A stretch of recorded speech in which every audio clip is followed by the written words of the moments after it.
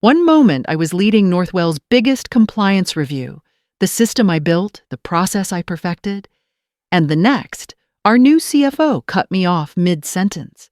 HR was already waiting, letter in hand. Redundant, they said. Resistance to modernization. My voice didn't matter. My years didn't matter. I walked out holding the audit packet they'd just stolen from me, the one tied to every client account they still depended on. They thought I was gone.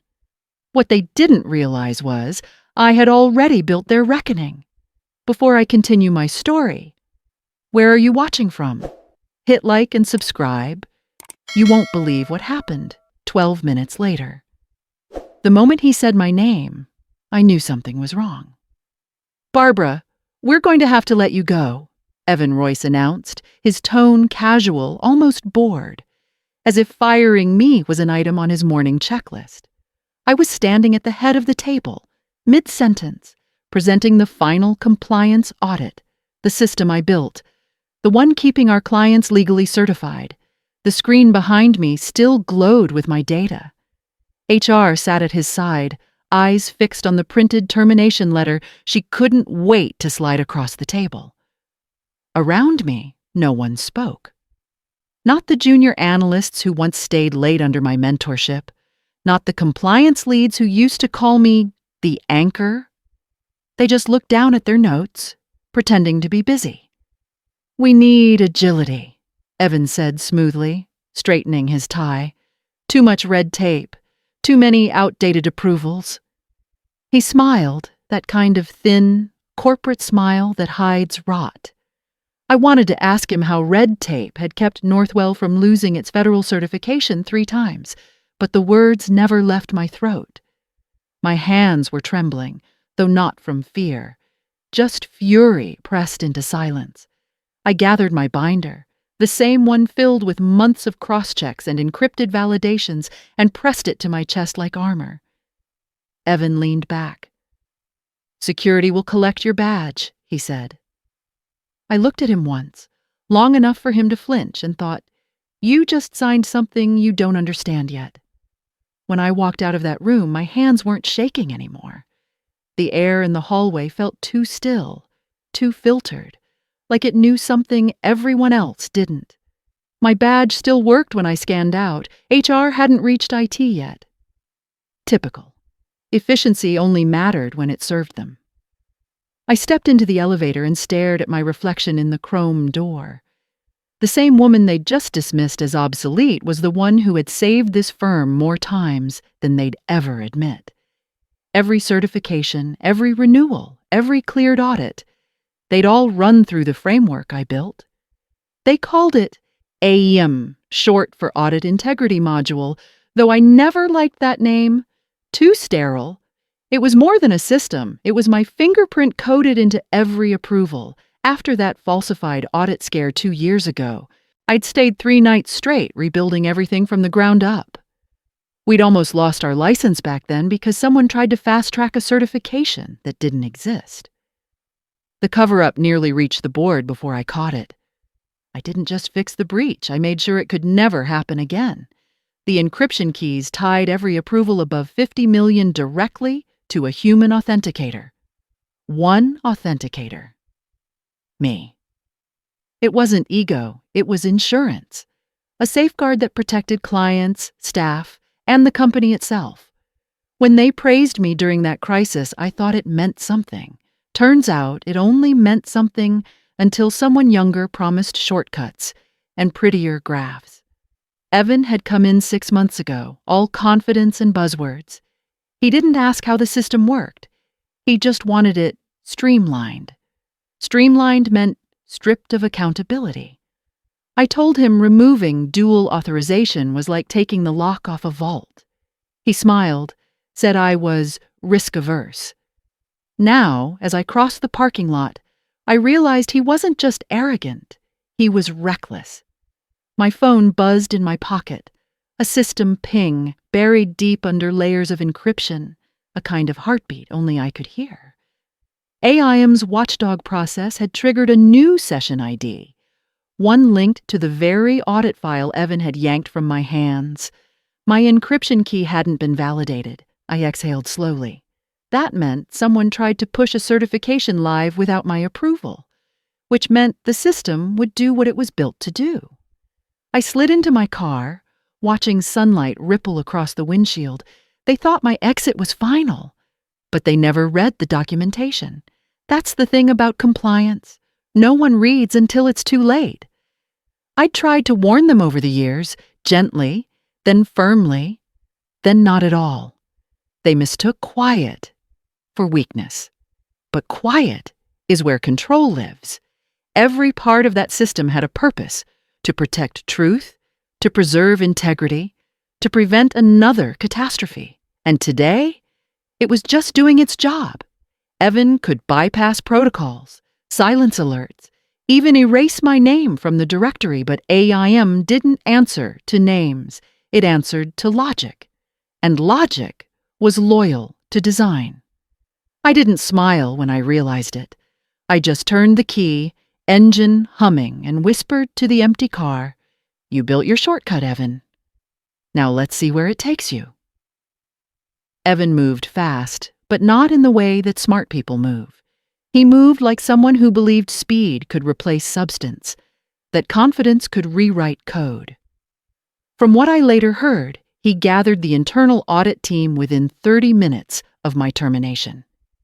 He wanted the $900 million government certification pushed through before lunch, a clean headline to show the board his new agile leadership style worked.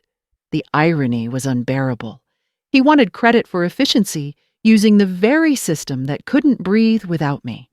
I could picture him standing at the head of that sleek conference room, tie loosened just enough to appear relatable, sleeves rolled like he was ready to build something. "We're finalizing today," he would have said, eyes sweeping across people too afraid to disagree. "Just get her credentials bypassed. AIM can't be that dependent on one person." He probably even laughed when the first warning popped up, "Authenticator key missing." I imagined the IT lead, Michael, clearing his throat, careful, measured. "Sir, the system's not accepting alternate credentials." Evan's voice, colder now. "Then make it accept them." They wouldn't dare tell him AIM's fail-safe wasn't a switch, but a philosophy, that every high-value validation was coded with a logic chain rooted in trust. No token, no verification, no compliance. I knew exactly how that panic would start. The tapping keyboards, the forced smiles, the rising tempo of fear disguised as productivity.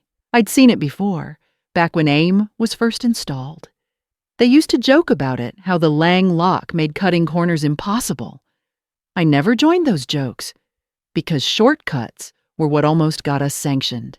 Now Evan was about to learn what a locked system really meant. From my seat at a cafe across the street, I refreshed my private dashboard, the one M mirrored to my offline key just for emergencies. There it was, a cascade of internal attempts stacking like falling dominoes. Each new entry marked override denied, their digital fingerprints one after another painting a picture of arrogance in real time. 12 failed authentications in under 10 minutes. I could almost hear the tension through the glass walls across the avenue. He'd be blaming IT by now, maybe shouting that my protocols were intentionally complicated. But the truth was simpler. AIM didn't recognize him. It didn't care about hierarchy or titles or charm.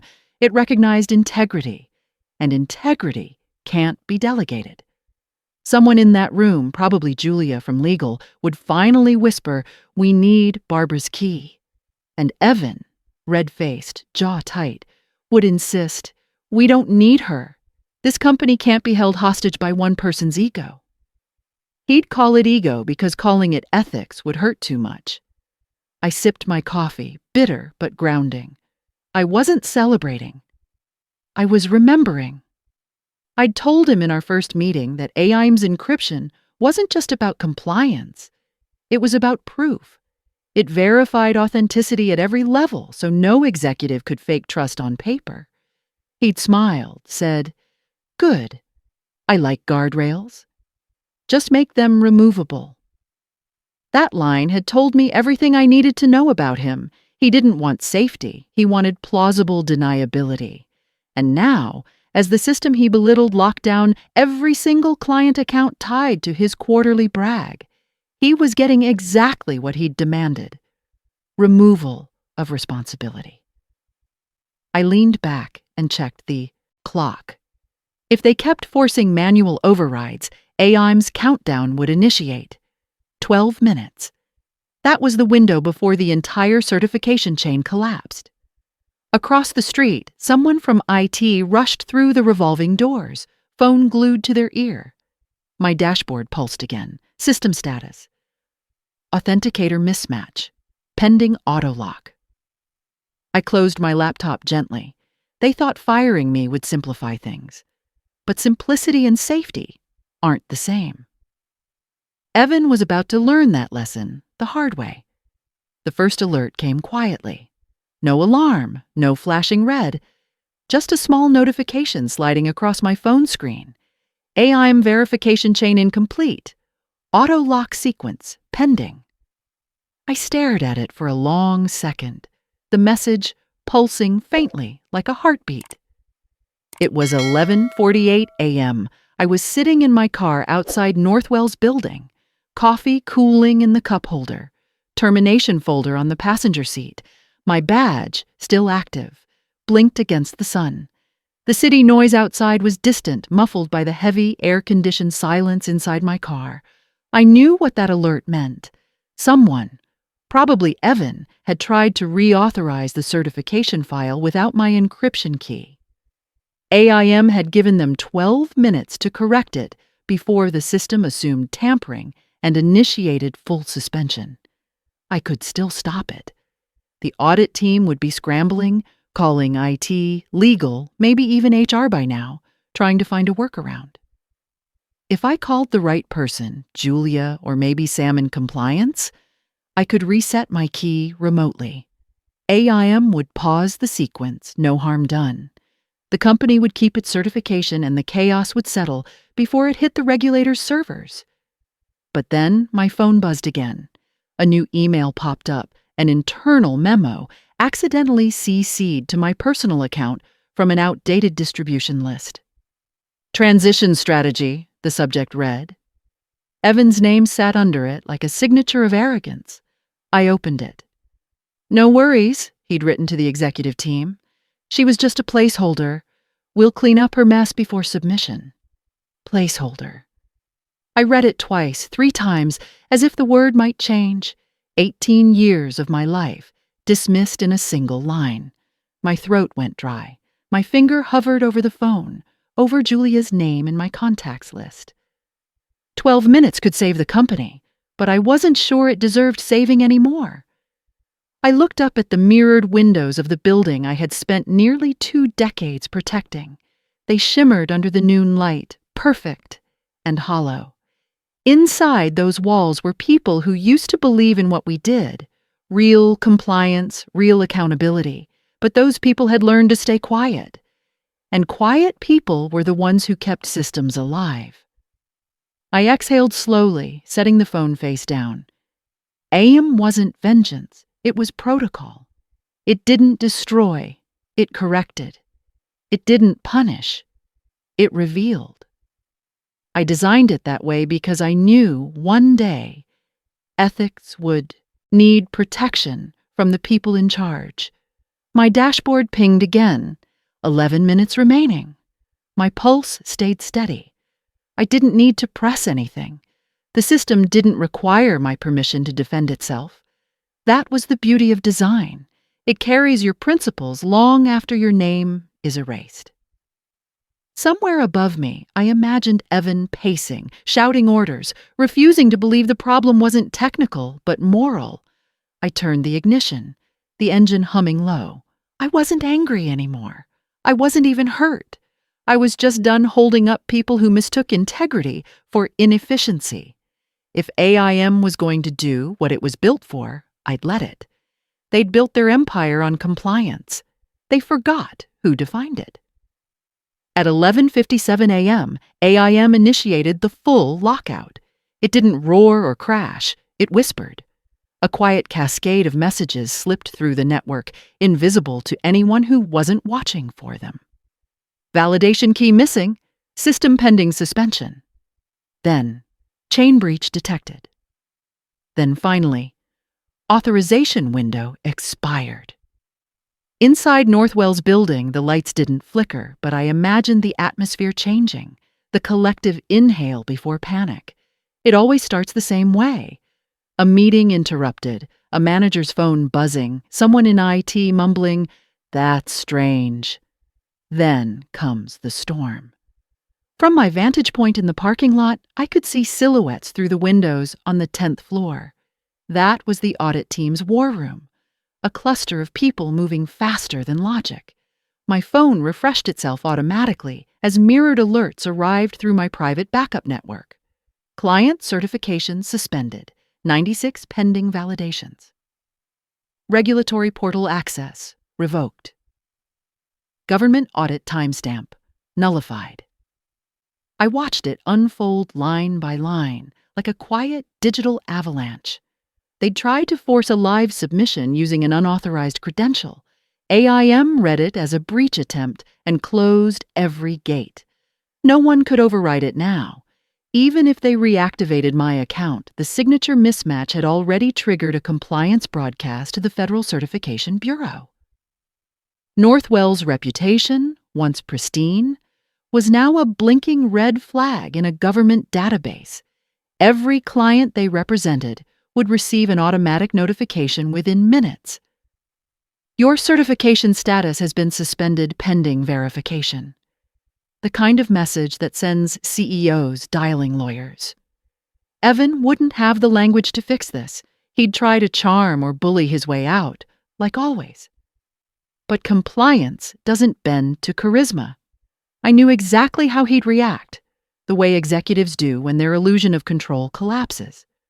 First denial, then blame, then the scramble to look busy while the truth unravels on its own. He'd storm into IT, demand manual resets, bark orders for more immediate outreach. And they'd try to calm him. But AIM wasn't built for mercy. I had made sure of that. Not out of spite, but protection.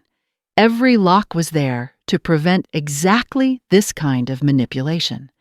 The more they pressed, the deeper the freeze. By the time the first press call came in, Northwell's public compliance portal would show a status banner no PR spin could erase. Under review, due to verification failure. That phrase alone would send clients running. I didn't cheer. I just sat in my car, letting the quiet hum of the engine fill the space where panic should have lived. This wasn't revenge. It was equilibrium. The company had finally encountered the system's moral weight, the same weight they'd mocked me for defending. My phone buzzed again. A private text from Sam, one of my old analysts. "Barbara, they're saying AIM is malfunctioning. Evan wants to know if you can override remotely. Should I tell him to call?" I stared at the screen until it dimmed. Malfunction. That was their word for consequence. I typed 2 words back, let it finish, then deleted them before sending. Silence, I realized, was answer enough. Through the windshield, I could see employees flooding out of the lobby, some on their phones, some frozen in disbelief. Was still working through its final sequence, verifying each file, archiving discrepancies, and flagging anomalies for legal review. I knew what that meant. The regulators would receive full metadata logs, including Evan's override attempts, his timestamps, his digital signature. The system didn't punish. It documented. It made sure there was no ambiguity about who had tried to falsify compliance. It told the truth in numbers, not emotions. And the truth had its own gravity. I imagined the boardroom now, Evan's tie loosened, sweat collecting along his hairline, the IT manager pale, the audit coordinator shaking her head. "We can't reverse it," she'd whisper. "The root encryption is hard-coded. Only Barbara's key can reopen the vault." And Evan would realize, too late, that the woman he'd called obsolete had built something he couldn't replace. I rested my hand on the steering wheel, the leather warm under my palm. Outside, the Northwell logo gleamed above the glass entrance like a seal of arrogance. It would mean nothing by the end of the day. I'd once believed that company stood for something honest. Now I understood it had only borrowed the appearance of integrity from the people inside it, and I had been its most reliable source. The clock on my dashboard turned to 12:09 p.m. My phone vibrated once more. "System status complete. Lockout confirmed." A single sentence appeared beneath it, small, almost gentle. "AIM integrity verified." I closed my eyes. Somewhere above, voices would be rising, phones ringing, reputations falling, but I felt calm, almost weightless. The system didn't need me to press a button or issue a command. It had already done what I'd designed it to do: protect truth from shortcuts. I took one last look at the building before pulling away. Northwell's foundation had always been compliance. Today, it met the one rule no one can override: the consequence of its own corruption. By the time I reached home, my phone was already vibrating nonstop. Missed calls, unread messages, internal numbers I didn't recognize. Then one from Julia in legal, the one person who still had a conscience. Her voicemail was short, clipped, anxious. "Barbara, call me, please. The board is in emergency session. Evan's in trouble." I didn't call her back. I didn't need to. I could imagine every second of what was happening inside that glass tower. The internal logs AIM sent to the regulators had been mirrored to Northwell's own servers, an uneditable trail of timestamps, overrides, and digital fingerprints. There would be no argument about who caused what. The boardroom projector would be glowing with evidence by now. Evan's login ID stamped across each override attempt, his executive credentials used to silence internal warnings, his own memo referencing cleaning up Barbara's mess. I poured myself a cup of coffee and sat by the window, watching the city move on as if nothing had changed. In a way, nothing had, except everything that mattered. Somewhere in that boardroom, they'd finally realized the magnitude of what they'd done. Northwell's largest clients had already suspended their contracts, pending investigation. Their government accreditation revoked within an hour. Their name now listed under non-compliant in the federal database. For a firm that sold credibility, there was no deeper wound. I could almost hear the panic bleeding through marble walls and polished glass. Evan would be pacing by now, voice cracking as he argued with the board, blaming legacy systems, claiming I'd built traps out of spite. Someone, probably Julia, would cut him off with the truth. "The logs show your override signatures, Evan. Multiple entries. And the system you called redundant was following federal protocol. You violated it." He'd go still, jaw tightening, eyes darting for escape routes that no longer existed. The board wouldn't yell. They wouldn't need to. Silence is heavier when it's filled with evidence. I imagined the chairman sliding a single page across the table. "Effective immediately, you are suspended pending investigation." Evan would reach for water, hands trembling. He'd finally understand what it felt like to be powerless in a room full of people who'd already moved on. There's something poetic about watching a system you built defend itself. AIM wasn't revenge. It was preservation. It didn't seek approval or applause.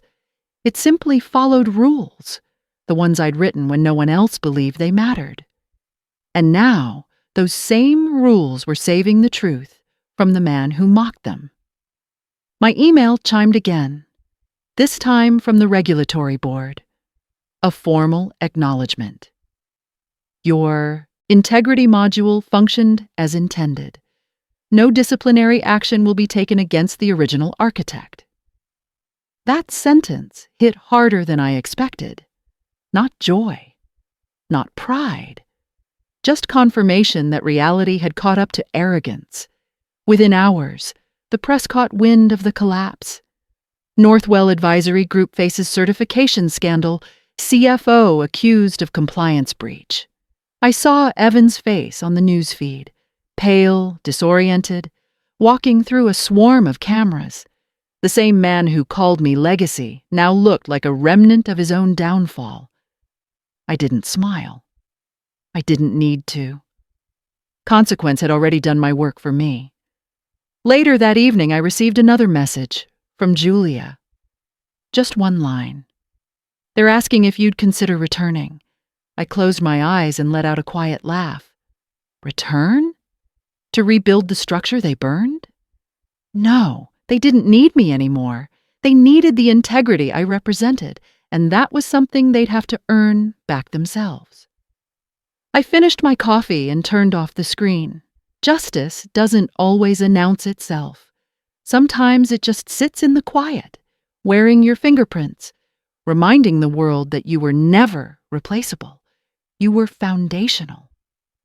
A week later, my name appeared again, but not where they expected.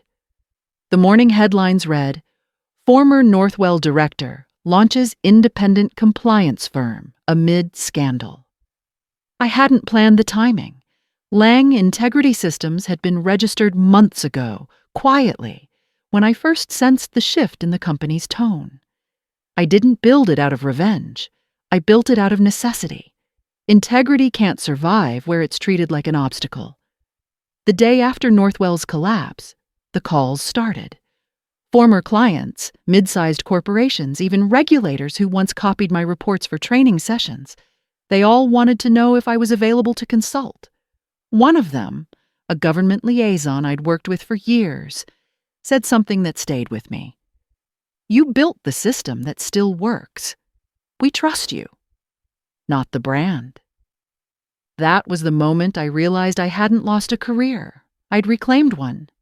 At my new office, a small suite downtown, modest but mine, I sat across from my first official client, a nervous startup founder trying to rebuild their compliance framework.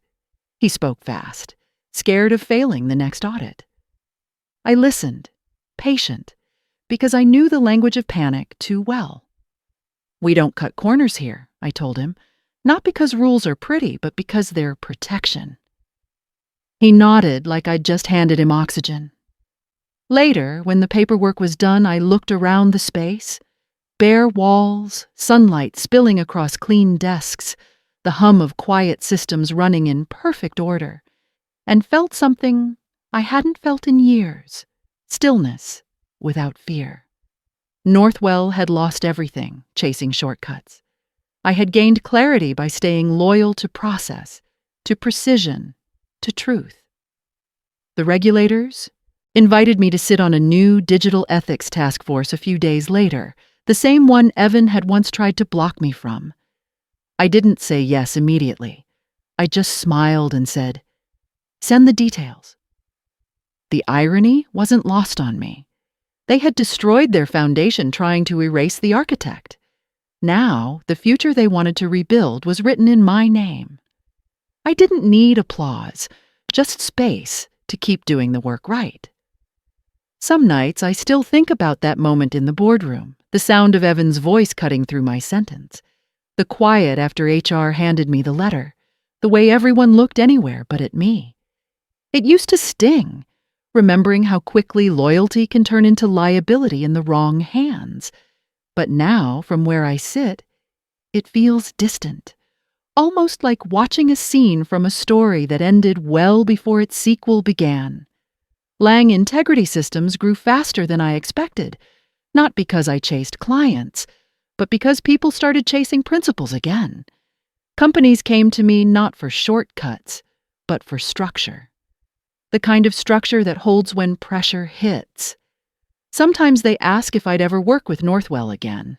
I tell them no, not out of bitterness, but out of peace. You can't rebuild a house on a cracked foundation.